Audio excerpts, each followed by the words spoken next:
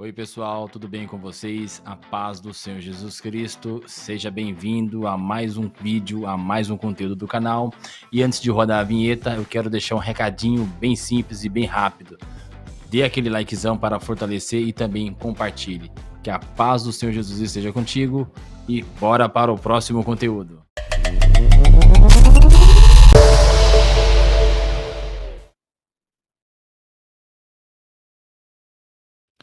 Bom, pessoal, tudo bem com vocês? A paz do Senhor Jesus Cristo, que Deus abençoe você, a sua vida, a sua família. Estamos nós aqui mais uma vez. Quero já pedir desculpas porque eu fiquei mais de uma semana aí, quase 15 dias, digamos assim, sem postar vídeos neste canal, somente shorts.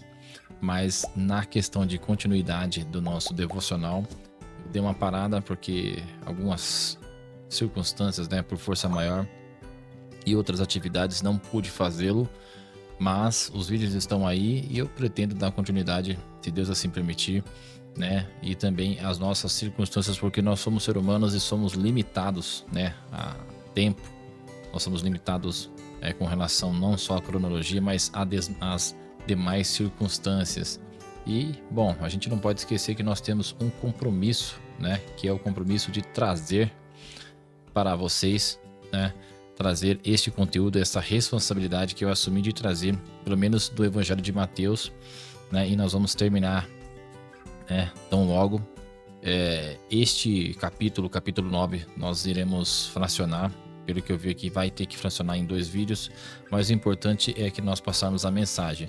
E eu volto a repetir que não é simplesmente um devocional, mas é um devocional em que a gente pretende induzir você, leitor, você, caro inscrito, né, induzir você a ler mais, tanto você que não é cristão quanto você que é cristão, para que você aprenda um pouquinho mais. Então a gente vai fazendo algumas explanações, vai pontuando alguns pontos relevantes, né, mas a ideia é que você faça isso em casa com um pouquinho mais de atenção, com um pouquinho mais de clareza, e que você desperte em você o interesse de poder buscar na palavra, porque a Bíblia é a nossa regra de fé e prática, e é através dela, do Evangelho de Cristo, que nós adquirimos conhecimento, e o conhecimento ele é importantíssimo para que nós estejamos cada vez mais perto de Cristo e mais longe do mundo, na questão de aprendizado e também na questão de vivência, né? A experiência ela vai nos trazer com certeza base sólida, né? Subsídios para que nós possamos de fato compreender mais a revelação de Cristo, a revelação de Deus. E Deus ele se revelou ao seu povo, ao ser humano, através da Bíblia, uma revelação progressiva. E hoje nós temos, né, livros, 2 grandes livros, né? Tanto o Novo Testamento como o Antigo Testamento são 2, digamos assim, são 2, como eu posso falar, nós temos um primeiro momento o Antigo Testamento, e depois nós temos uma nova etapa, né, que é uma nova cronologia que se inicia com a vinda de Cristo. Então nós temos um marco, né, que é um marco temporal, que é quando Jesus Cristo pisa nessa terra. Então nós temos uma revelação inicial que veio pelo Antigo Testamento e depois a continuidade depois de Jesus Cristo, certo? Então nós vamos lá para o nosso bíblico Logos, né, para o nosso aprendizado. E eu quero desde já te agradecer mais uma vez por estar neste canal. Que Deus abençoe você e que você contribua dando aquele like, compartilhando. Aproveita para poder se inscrever e compartilhar, porque a palavra de Deus deve ser compartilhada. Então eu vou discorrer aqui, a gente vai acelerar um pouquinho, e aí eu vou pontuando rapidamente para que não fique um vídeo extensivo. E como eu costumo às vezes ser muito detalhista, eu acabo me excedendo um pouco. Então, para não ficar taxativo, eu quero continuar com este método de aprendizado e também com essa estrutura e com esse quadro, para que a gente possa fazer um devocional ainda mais apurado. Bom, vamos lá, pessoal. Mateus, capítulo 9, do versículo 1 ao 17, está aí no título. Eu estou com 2 versões abertas, que é a Almeida Revisada e Atualizada, e a nova tradução da linguagem de hoje, a NTLH, certo? O tema é a cura de um paralítico em Cafarnaum. nós temos as nossas referências cruzadas aqui em Marcos e Lucas. Então vamos lá. Bom, entrando Jesus num barco, passou para o outro lado e foi para a sua cidade, tá? Eis que lhe trouxeram um paralítico deitado num leito, né? Na cama, porque eram os que eles tinham naquela época, né? Então traziam carregado naquelas macas improvisadas.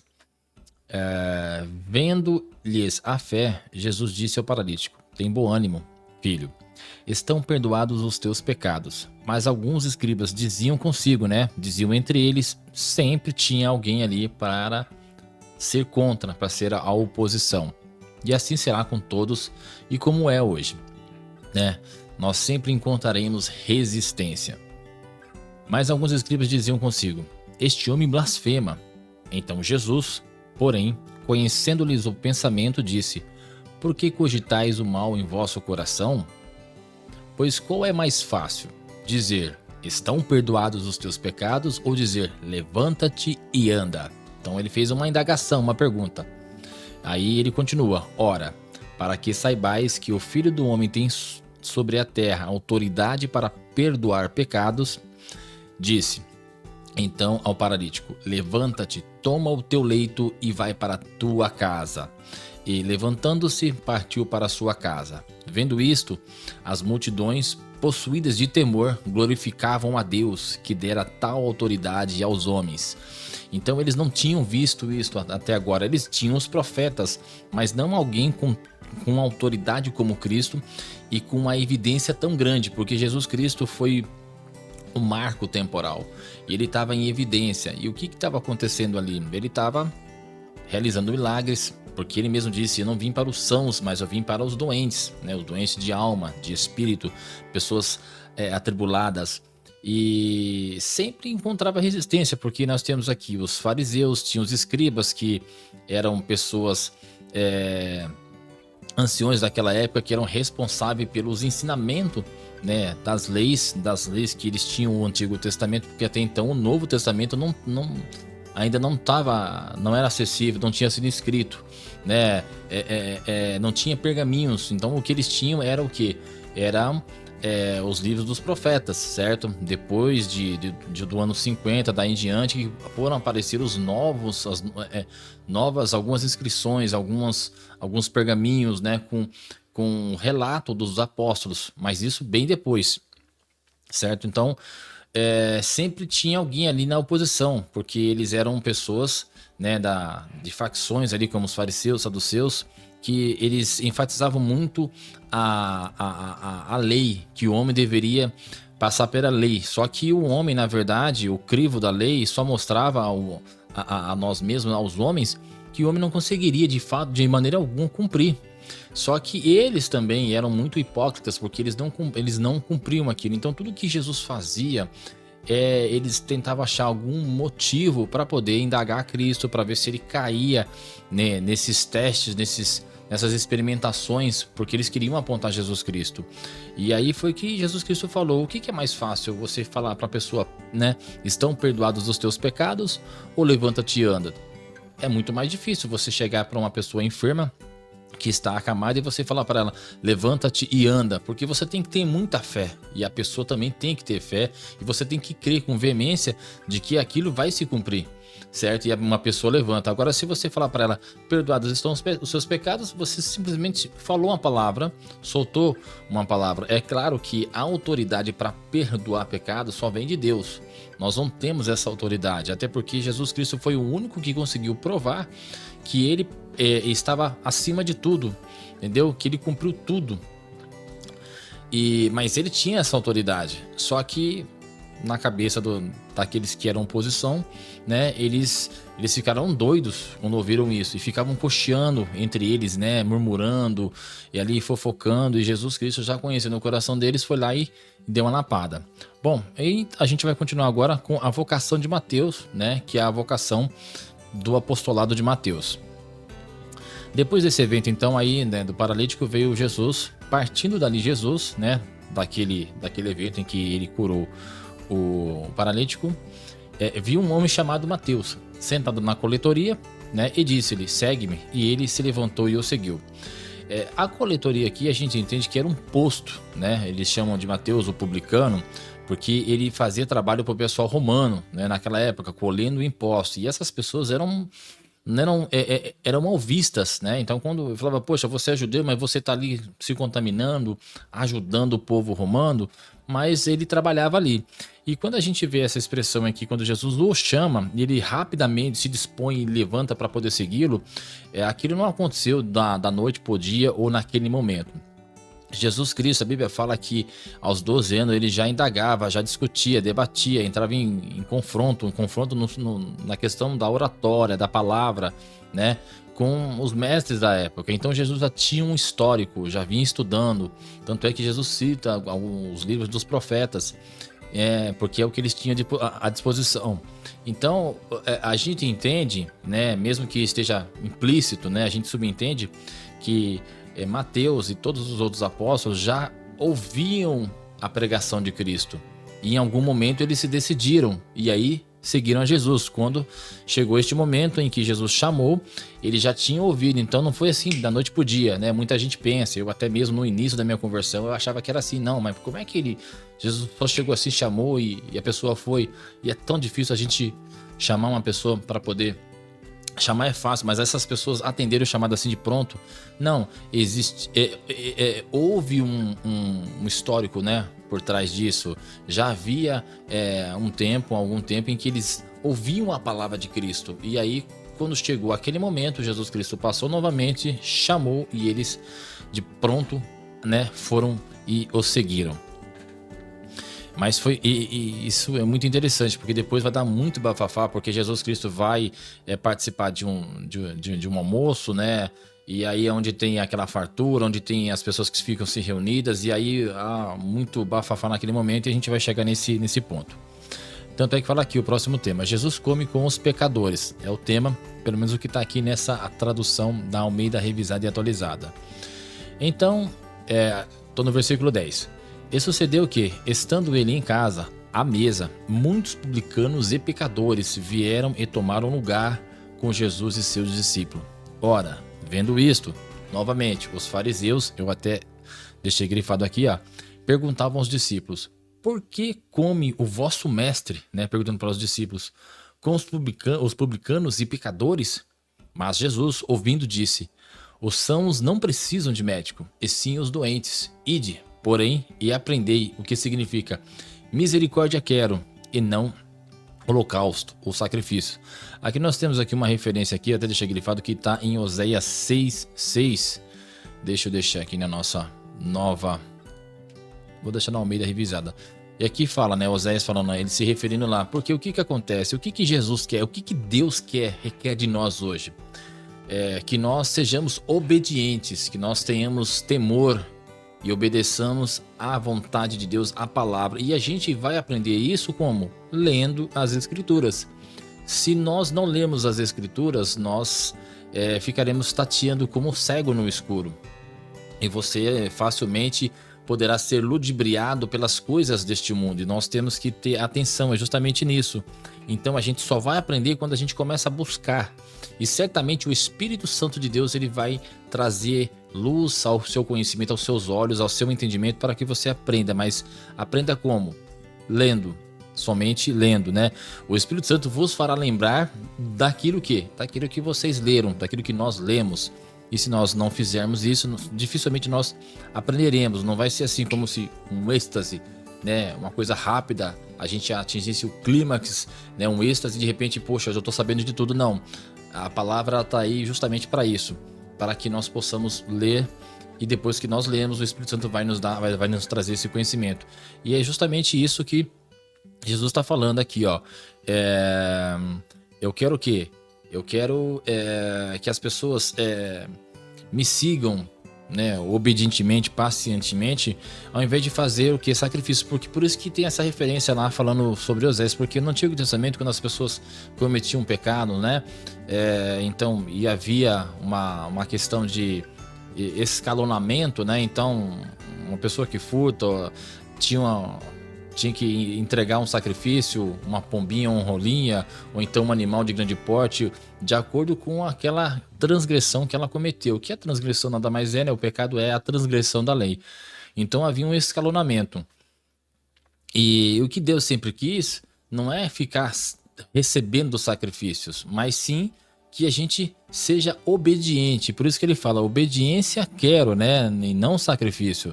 Misericórdia quero e não sacrifício. Se nós traduzirmos e formos verificar o contexto na questão exegética, é isso que Cristo está falando. Ele diz, ora, eu vim para as pessoas doentes de alma, né? As pessoas que estão perdidas, não os sãos. Então eu estou no lugar certo, porque é aqui que eu quero disseminar a palavra de Deus, a palavra de Cristo, aquilo que o Pai me entregou para que eu pudesse fazer, né? Então isso é um modelo para que nós sigamos e aprendamos lendo a Bíblia, certo, pessoal? Bom, como a hora passa, nós estamos já com 15 minutos e agora nós vamos para a questão do jejum. Deixa eu só terminar aqui, que eu falei aqui, eu terminei aqui onde Jesus fala: ide, porém, e aprendei o que significa misericórdia quero e não holocausto, pois não vim chamar justos e sim pecadores ao arrependimento, né? Ou seja, justo no sentido de pessoas que agiam com justiça conforme a palavra de Deus. Mas essas pessoas, elas não precisassem de Cristo, elas precisam, todos nós precisamos.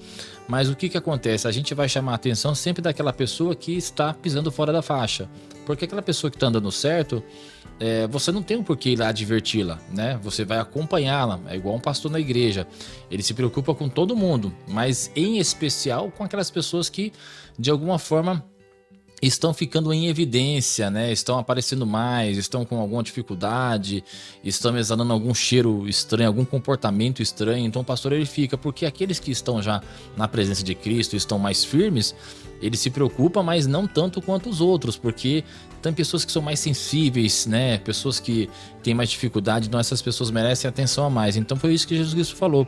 Eu não vim aqui para poder chamar a atenção das pessoas que são sãs, das pessoas que já estão bem posicionadas, mas para aquelas que realmente precisam de mim, que são pessoas mais fracas, mais frágeis na fé e precisam de uma atenção.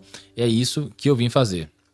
Agora a questão do jejum, para que a gente finalize aqui, né? Depois desse outro evento, dos publicanos aqui do almoço, né? Vem a questão do jejum, onde no versículo 14, que a gente vai continuar agora. Então vieram depois os discípulos de João e lhe perguntaram: por que jejuamos nós, né? E os fariseus muitas vezes, e teus discípulos não jejum? E aqui está entre colchetes aqui, porque é novamente a questão que alguns pergaminhos, né, alguns manuscritos não trazem esses trechos.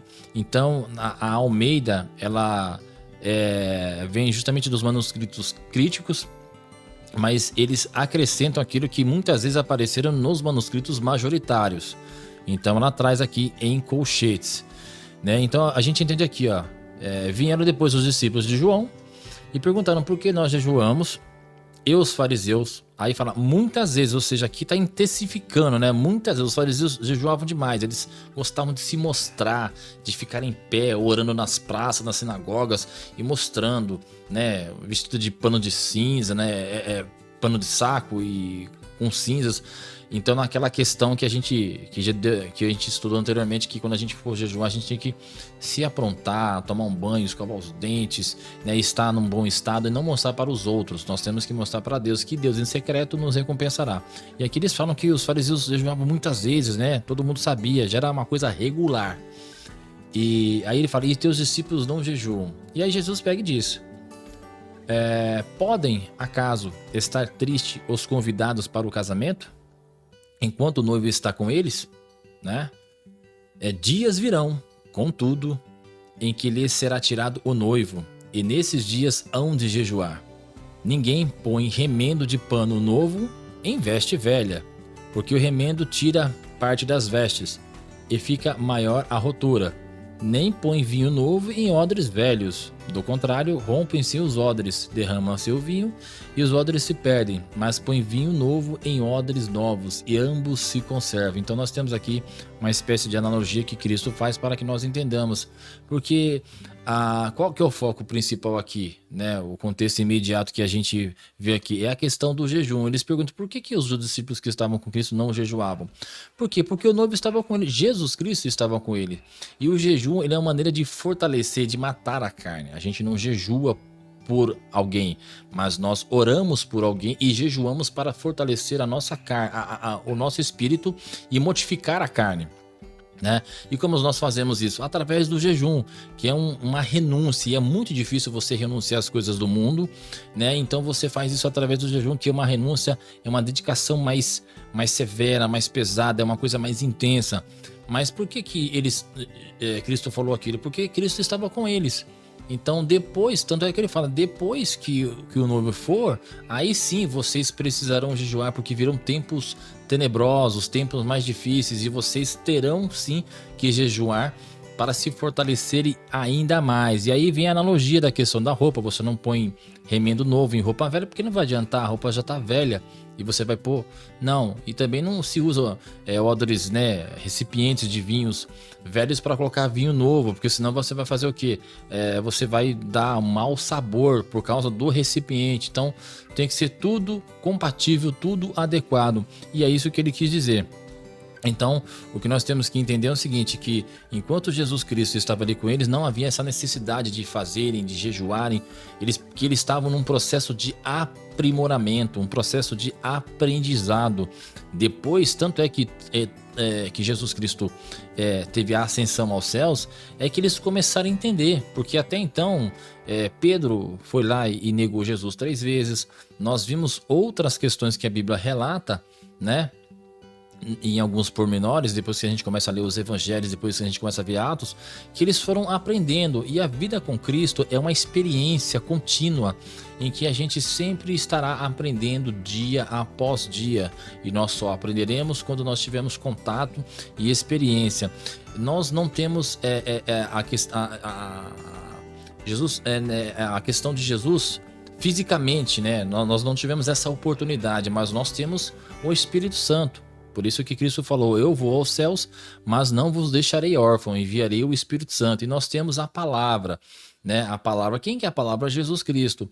Então, imagina só, eles tendo a oportunidade de, na plenitude dos tempos, quando Jesus Cristo veio, eles tiveram contato com Jesus fisicamente, né? E pessoalmente, presencialmente, e ainda cometeram muitos equívocos. Imagine o que dirá nós, as pessoas, né, posteriores, neste futuro próximo, tanto nós como aqueles que passaram e os que hão de vir, a dificuldade que nós temos. Então, mas se nós compararmos os contextos, né, fizemos uma comparação em paralelo, o que a gente entende? Que a gente precisa ter essa visão, a gente tem que ter experiência. A experiência, ela vem justamente quando a gente tem o contato, quando a gente participa, quando a gente começa a ler a Bíblia, quando a gente começa a vivenciar isso, né? E é somente praticando que a gente vai aprender, certo? E é isso que esse versículo quis dizer. Eu não vou entrar numa coisa mais profunda, porque senão a gente vai ultrapassar aqui, já passamos dos 22 minutos, mas eu quero que você reflita bem nessa questão, tanto do tema do jejum, como do Jesus come com os pecadores, e como também a vocação de Mateus e a cura de um paralítico. Então nós temos aqui 1, 2, 3, 4 temas para que você estude e repasse. Se você tiver livros de apoio, como por exemplo a versão da Bíblia no grego, né? Ou então a interlinear, algum dicionário, isso vai te ajudar muito para que você procure palavras-chave, né? Como a gente tem algumas palavras-chave, como nós temos aqui, fariseus, palavras, termos, né? E dentro daquelas circunstâncias em que a gente vai aprender o porquê. Porque quando você aprende um pouco do contexto cultural, você também vai compreender melhor. Porque, lógico, a gente está lendo isso aqui, mas a gente sabe que esse contexto aconteceu na época de Jesus Cristo, né? Na época de Jerusalém, na cultura hebraica. Então a gente precisa entrar também nesse mérito, e a gente precisa ter livros de apoio, porque a Bíblia por si só, ela não traz isso, apesar de que algumas versões hoje já trazem nos seus rodapés né, alguns estudos exegéticos que complementam, mas nem todo mundo anda com bíblias, né, com esse grande volume que vai para a igreja. E nem todo mundo às vezes tem essa condição ou não tem esse conhecimento. Então é bom que a gente, em comunidade, a gente se converse e a gente repasse isso também, tá certo? Gente, eu quero agradecer mais uma vez pelos novos inscritos. Compartilhe, ore por minha vida, pela vida da minha família. É um trabalho que exige tempo, dedicação e com certeza tudo aquilo que nós fazemos para Cristo, nós temos a nossa recompensa, né?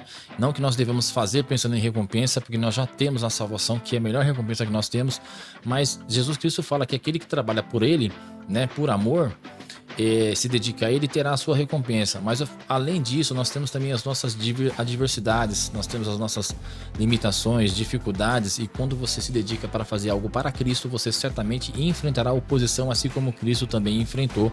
E ele mesmo disse: no mundo tereis aflições, mas tem de bom ânimo, porque eu venci.